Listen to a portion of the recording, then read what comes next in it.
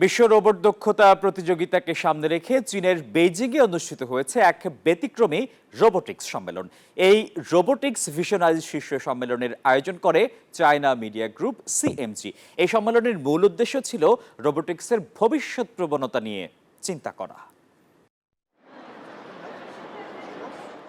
CMG society and education programme সেন্টারের উদ্যোগে আয়োজিত এই সম্মেলনের মূল উদ্দেশ্য ছিল রোবোটিক্সের ভবিষ্যৎ প্রবণতা নিয়ে চিন্তা করা এবং উদ্ভাবনী দক্ষতাকে উন্মোচন করা।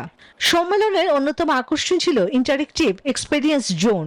সেখানে উচ্চগতির দুটি হিউম্যানয়েড রোবট দর্শকদের মুগ্ধ করে। এছাড়া চীনের কবি সুশির আদলে তৈরি বায়োনিক রোবট ফেই হুয়ালিং একটি ঐতিহ্যবাহী কবিতা চ্যালেঞ্জে অংশগ্রহণকারীদের সঙ্গে যোগাযোগ করে। অন্যদিকে বুদ্ধিমান রোবট জিয়াওকি প্রাকৃতিক ভাষার মাধ্যমে দর্শকদের সঙ্গে প্রাণবন্ত কথোপকথনে নিযুক্ত ছিল। শিশুরাও পিছিয়ে ছিল না, তারা খেলছে বিভিন্ন রোবটের সঙ্গে ঐতিহ্যবাহী বোর্ড গেম ওয়াইকি, চাইনিজ দাবা, জিয়াংকি ও গোমোকু 5 ইন এ রো। প্রদর্শিত রোবটগুলো শুধু খেলাধুলো নয়, বরং শিক্ষা, স্বাস্থ্যসেবা, কৃষি এবং গৃহস্থলী সেবা সহ বিভিন্ন ক্ষেত্রে রোবোটিক্সের সম্ভাবনার বাস্তব রূপ তুলে ধরে।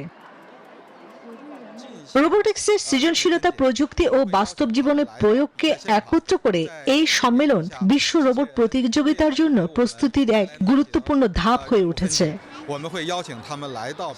চন্দ্রানী চন্দ্রা, নিউজ 24।